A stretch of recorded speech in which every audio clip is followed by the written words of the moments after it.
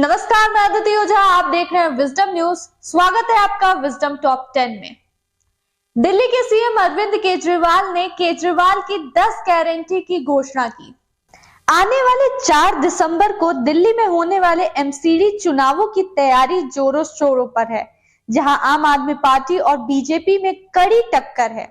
इसी के तहत आम आदमी पार्टी के राष्ट्रीय संयोजक और दिल्ली के मुख्यमंत्री अरविंद केजरीवाल ने केजरीवाल की 10 गारंटी का ऐलान किया, या यूं कह लें दिल्ली की जनता से 10 वादे किए, जिसमें कहा दिल्ली को सुंदर बनाएंगे, कूड़े का पहाड़ को खत्म करेंगे, भ्रष्टाचार मुक्त दिल्ली नगर निगम, आवारा पशुओं से मुक्ति, पार्किंग की समस्या से निजात दिलाएंगे, सड़कों को दुरुस्त करेंगे, कर्मचारियों को नियमित करेंगे, कारोबारियों को राहत देंगे, लाइसेंस प्रक्रिया आसान करेंगे, रेहड़ी पटरी वालों के लिए अलग जोन होगा तैयार, दिल्ली को पार्कों की नगरी बनाएंगे, पार्कों का विकास किया जाएगा।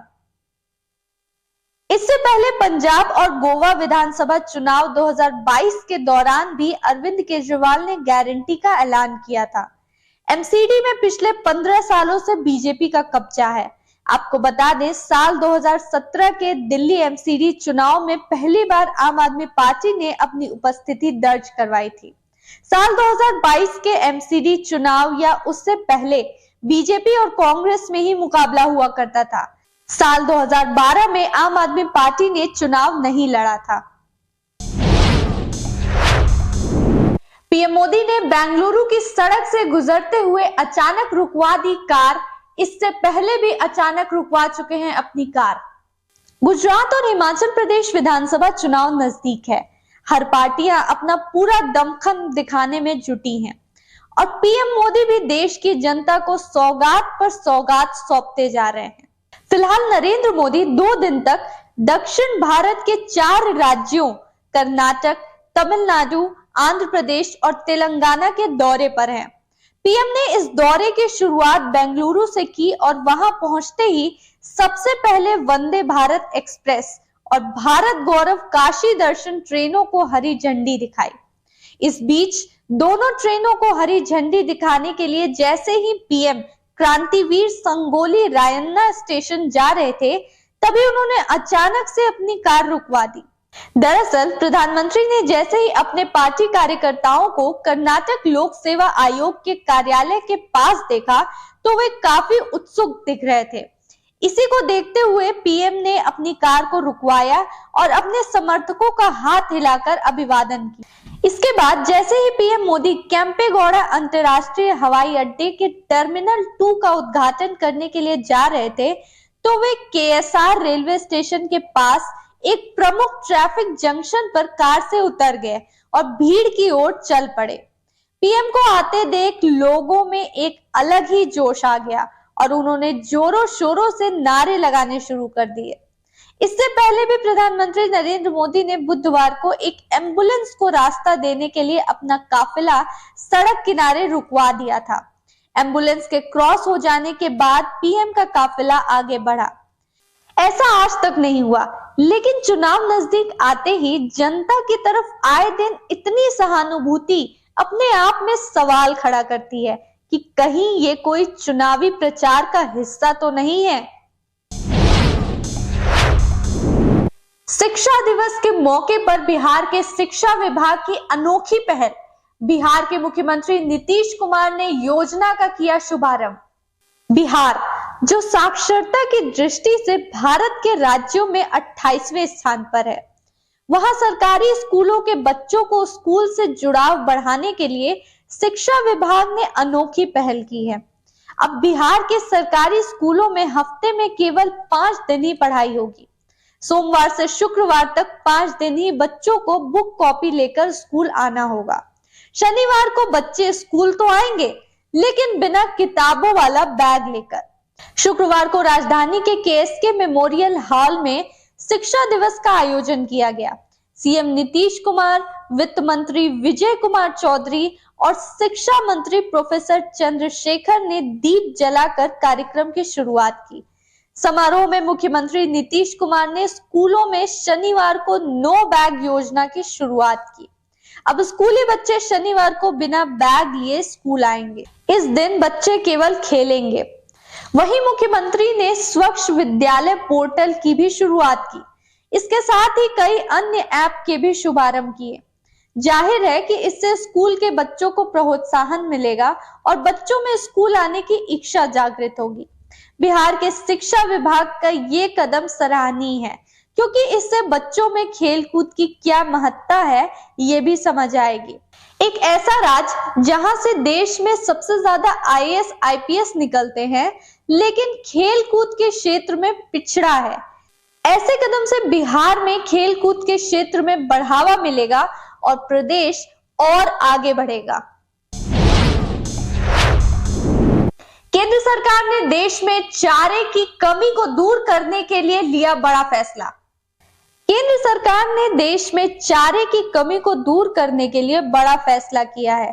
केंद्र ने इस वित्तीय साल में 100 चारा केंद्रित किसान उत्पादक संगठनों यानी एफपीओ की स्थापना के लिए राष्ट्रीय डेयरी विकास बोर्ड यानी एनडीडीबी को अमल में लाने की एजेंसी के रूप में नामित किया है।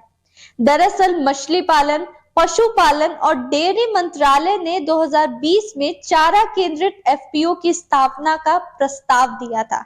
साथ ही डेयरी मंत्रालय ने कृषि मंत्रालय से केंद्रीय योजना 10,000 नए एफपीओ के गठन और संवर्धन के तहत ऐसे एफपीओ को अनुमति देने का अनुरोध किया था। यही वजह है कि केंद्र सरकार ने डेयरी मंत्रालय के प्रस्ताव पर गंभीरता से विचार किया और अपनी मोहर लगा दी है। गोरखपुर पुलिस की स्फूर्ति ने बचाया प्राइवेट बैंक के एटीएम को टूटने से। वैसे तो पुलिस जनता के लिए 24 घंटे उपलब्ध रहती है, जनता की सेवा के लिए उपस्थित रहती है। कभी कभी सही समय पर मुजरिम पर नकेल कसने से पुलिस भारी नुकसान होने से भी बचा लेती है। कुछ ऐसा ही हुआ गोरखपुर में। दरअसल 5 नवंबर की सुबह करीब 4 बजे गोरखपुर के एचडीएफसी बैंक के एटीएम में एक युवक घुस गया। वो एटीएम को तोड़कर चोरी का प्रयास करने लगा। इस दौरान एचडीएफसी बैंक के मुंबई स्थित मुख्यालय को अलर्ट मिला, जिसकी जानकारी कंट्रोल रूम से शाहपुर पुलिस को दी गई। गोरखपुर के शाहपुर पुलिस को दी गई। जानकारी होते ही पुलिस पहुंची तो गाड़ी को देख आरोपित फरार हो गया। फुटेज की मदद से गोरखपुर के शाहपुर थाना पुलिस ने आरोपित को गिरफ्तार कर लिया। इसके बाद उसे न्यायालय में पेश किया गया, जहां से जेल भेज दिया गया है। जहां इमरान खान पर हुआ था हमला, वहीं से फिर शुरू हुआ लॉन्ग मार्च। पाकिस्तान तहरीक-ए-इंसाफ का लॉन्ग मार्च फिर से शुरू हो गया। इस्लामाबाद तक ये मार्च पंजाब प्रांत में वजीराबाद के उसी स्थान से शुरू हुआ है जहां पिछले हफ्ते पार्टी प्रमुख और पूर्व प्रधानमंत्री इमरान खान पर प्राणघातक हमला किया गया था। हकीकी आजादी मार्च 3 नवंबर को 70 वर्षीय खान पर हमला के बाद स्थगित कर दिया गया था। खान जल्द चुनाव कराने की मांग को लेकर ये मार्च निकाल रहे थे।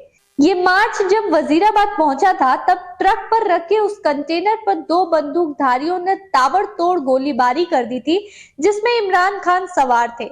इस हमले में पीटीआई प्रमुख के दाहिने पैर में गोली लगी थी। वहीं पार्टी के एक कार्यकर्ता की मौत हो गई थी और 11 अन्य जख्मी हो गए थे। ट्विटर के वरिष्ठ अधिकारियों के इस्तीफे से ट्विटर पर मंडराया दिवालिया होने का खतरा। ट्विटर के नए मालिक एलन मस्क ने ट्विटर के सुखद भविष्य पर संदेह जताते हुए कहा है कि एक के बाद एक वरिष्ठ अधिकारियों के इस्तीफे के बाद कंपनी के सामने कई तरह की मुश्किलें खड़ी हो गई हैं। विज्ञापन के संकट का जिक्र करते हुए उन्होंने कहा कि इससे सोशल मीडिया प्लेटफॉर्म के दिवालिया होने की आशंका बढ़ गई है। कर्मचारियों के साथ अपने पहले इंटरेक्शन में अरबपति कारोबारी मस्क ने कहा कि वह कंपनी के दिवालिया होने की शंकाओं को दरकिनार नहीं कर सकते। ब्लूमबर्ग और रॉयटर्स ने अपनी रिपोर्ट में इस बात की जानकारी दी है। ट्विटर के कर्मचारियों को भेजे गए अपने पहले ईमेल में मस्क ने कहा है कि ट्विटर आने वाले समय में अपना बचाव नहीं कर पाएगा। अगर वह सब्सक्रिप्शन रेवेन्यू को बढ़ाने में विफल रहा तो। वर्कआउट के दौरान सिद्धांत सूर्यवंशी का हुआ निधन, टीवी इंडस्ट्री में दौड़ी शोक की लहर। टेलीविजन जगत से एक शॉकिंग खबर सामने आई है। पॉपुलर एक्टर सिद्धांत वीर सूर्यवंशी ने इस दुनिया को अलविदा कह दिया। जानकारी के मुताबिक सिद्धांत का निधन वर्कआउट करते समय हुआ है। बता दें, सिद्धांत वीर सूर्यवंशी का असली नाम आनंद सूर्यवंशी है।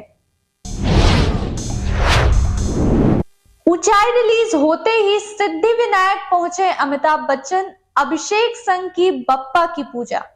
बॉलीवुड के महानायक अमिताभ बच्चन की मल्टी स्टारर फिल्म ऊंचाई सिनेमा घरों में रिलीज हो गई है। इस फिल्म को लेकर पिछले काफी समय से बज़ बना हुआ था। फिल्म में अमिताभ बच्चन के अलावा अनुपम खेर, बोमन ईरानी, डैनी डेंजोगपा, नीना गुप्ता और परिणीति चोपड़ा अहम किरदार में नजर आएंगे। दिग्गज कलाकारों से सजी इस फिल्म से मेकर्स ही नहीं बल्कि फैंस को भी काफी उम्मीदें हैं। वहीं अब अमिताभ बच्चन अपनी फिल्म की सफलता की कामना के लिए सिद्धिविनायक मंदिर पहुंचे। बप्पा के दरबार बिग बी अकेले नहीं बल्कि उनके साथ बेटे अभिषेक बच्चन भी पहुंचे थे। इस दौरान उनका वीडियो सोशल मीडिया पर तेजी से वायरल हो रहा है। टीम इंडिया के साथ न्यूजीलैंड दौरे पर नहीं जाएंगे कोच राहुल द्रविड़। टी20 विश्व कप सेमीफाइनल में हार के बाद टीम इंडिया के कोच राहुल द्रविड़ की अगुवाई वाले कोचिंग स्टाफ को न्यूजीलैंड दौरे पर होने वाली सीरीज के लिए आराम दिया गया है। द्रविड़ की गैर मौजूदगी में राष्ट्रीय क्रिकेट अकादमी प्रमुख वीवीएस लक्ष्मण भारतीय टीम के कार्यवाहक मुख्य कोच होंगे। भारतीय टीम को टी20 विश्व कप के सेमीफाइनल में गुरुवार को इंग्लैंड से 10 विकेट से हार का सामना करना पड़ा था। अब भारत को न्यूजीलैंड में सफेद गेंद के 6 मैच खेलने हैं, जिसमें 3 टी20 अंतरराष्ट्रीय, इतने ही वनडे शामिल हैं, जो 18 नवंबर से वेलिंगटन में शुरू होंगे। सीनियर खिलाड़ी जैसे नियमित कप्तान रोहित शर्मा, स्टार बल्लेबाज विराट कोहली, सलामी बल्लेबाज केएल राहुल और स्पिनर रविचंद्रन अश्विन को दौरे पर आराम दिया गया है। साथ ही कोचिंग स्टाफ को भी टी20 विश्व कप के बाद ब्रेक दिया गया है। अभी के लिए बस इतना ही, फिर हाजिर होंगे कुछ और खबरों के साथ। तब तक देखते रहिए विजडम न्यूज।